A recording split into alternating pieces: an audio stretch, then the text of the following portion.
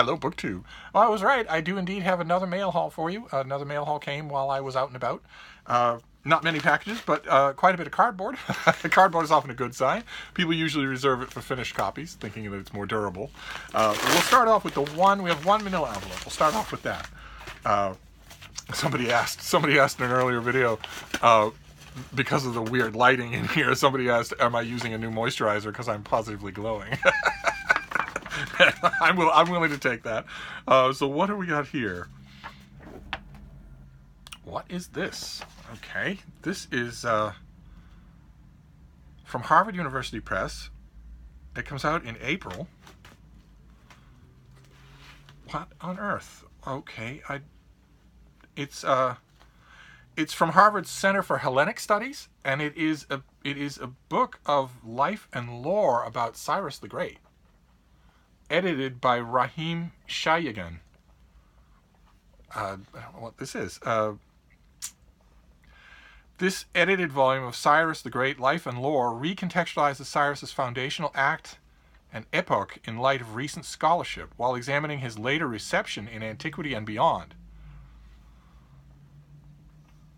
Okay, but what is it, though? The sum of these wide-ranging contributions assembled in one volume, as well as a new critical edition and English-language translation of the Cyrus Cylinder, allows for a more adequate evaluation of Cyrus's impact on his own age.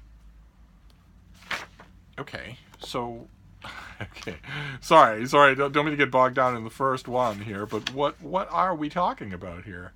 So this is a translation of the text, and then a bunch of essays about Cyrus the Great. Oh, wow. How strange. Okay. Gee, I just never know what I'm going to get on this channel. Okay, that is strange. And this comes out soon. This is an April release, so I will get to it right away here. All right, let's move on. Let's move on to cardboard. Hello, Bean. You heard the mail? Yes.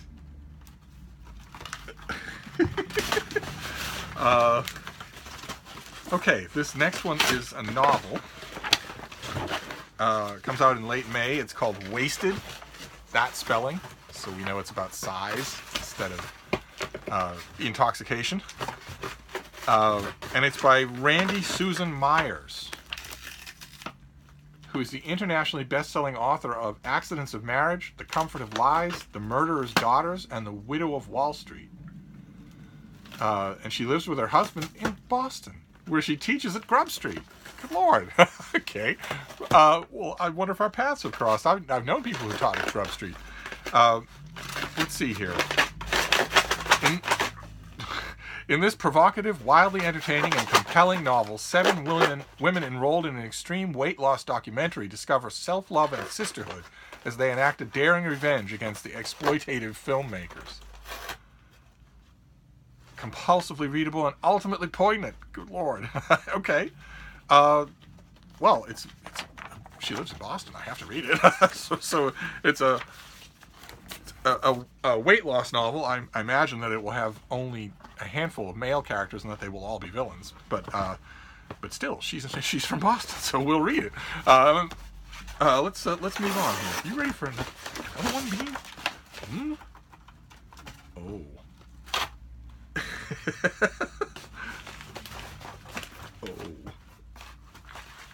Oh. All right, what have we got here? Oh, good, very good. Okay, World War II history. Good, very good. This is the finished copy in time for the 75th anniversary of D-Day. This is Alex Kershaw's The First Wave, with a photo there of the troops headed for the beaches at Normandy. The pub sheet now comes with a ton of blurbs. And let's see here. It provides a new take on the most important day of the 20th century. Okay. Right.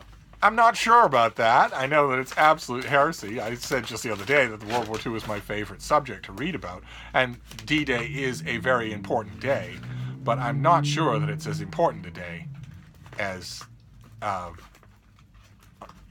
first controlled thermonuclear detonation, or even worse, the first 2 uses of thermonuclear devices in war. I think those days probably get the nod over this one. but let's see here. No popular historian captures the grit and heroism of World War II like Alex Kershaw. And the first wave is a culmination of over 20 years of passionate research built on close friendships with D-Day survivors and his intimate understanding of the Normandy battlefield. Beginning in the pre-dawn darkness of June 6, 1944, the first wave follows the men who carried out D-Day's most perilous missions. And those of you who aren't maybe familiar with this author, he is very much a brigade-level historian. So he follows the individual people, the individual men, their stories, and makes it compelling reading. I've never read an Alex Kershaw book that I didn't like. This subject has been covered enormously. the landings on D-Day, that particular day, has been covered enormously. But I'm always up to read another one, and I've had the advance copy of this thing, and I haven't read it yet, so that goes to the head of the list as well. That's what I talk about when I talk about these cardboard books. They they are often finished copies. So, okay. All right, more World War II history. This is a duplicate. This is another book that comes out, I think, in May. Do we have a date for me here? Do we have a date for Steve? Yes, mid-May. This is the Ghost Ships of Archangel. We saw this already about one mission. Again, keyhole history of World War II. One mission and a group of men who ran it, running guns to Stalin's Russia during World War II. So now I have a double of this. But that's great. I read it, and in the meantime, and it is tremendously engaging. It's just tremendously engaging. It's the thing about keyhole histories is that, I hate to put it this way. It feels a little cold to put it this way, but they don't actually matter, right? I mean, the individual stories of the first 35 men who survived storming the beach at Normandy, don't actually matter. I mean, they make great reading. They matter in a human level, but that or the Archangel convoys, they don't. They can be summarized in a sentence in a history about larger movements of the war, and they often are. So there's great fun. There's a great interest in just digging into the details. But I guess what I'm trying to say is that I'm not sure that they're the place to start. I'm pretty sure these books are made as bonbons for people who already know that larger issue, that larger framework. Oh, okay. Well, we saw this already as well. This is also a May release. This is the finished copy of Ottoman Odyssey by Alev Scott, where she traces some key cities and key trade routes in the old Ottoman Empire in order to see what it's like, what those places are like today. And I had this ready on the launch pad to read, and I did not read it. I got sidetracked. So this is a gentle reminder that I must get to it. I must do this right away. The Bean has made an absolute mess on the floor. She has knocked over things, and she doesn't care. She's a naughty little dog. Oh. She's a naughty little dog. Who's there? Huh? Who's out there in the camera land? Huh? Who's out there? What are they doing? She's been an absolute delight in the last few days. She is wonderful company. Just in general, she is wonderful company. But anyway, there you have it. That is the second mail haul of the day. I don't think there'll be a third. So we have some duplicates. We have Ottoman Odyssey in a finished copy, a lovely finished copy. We have The Ghost Ships of Archangel, about a convoy mission during World War II. This time getting its own 250 pages instead of that aforementioned one sentence. We have the first wave, the very first line of soldiers leaping off the transports and storming the beaches that were completely fortified. So almost certain death. They were storming the beaches under the eyes and the waiting weapons of an enemy who knew they were coming and who could see them clear as day. It was a daylight landing. And it was done on such a scope and to such a degree as the world had never seen before.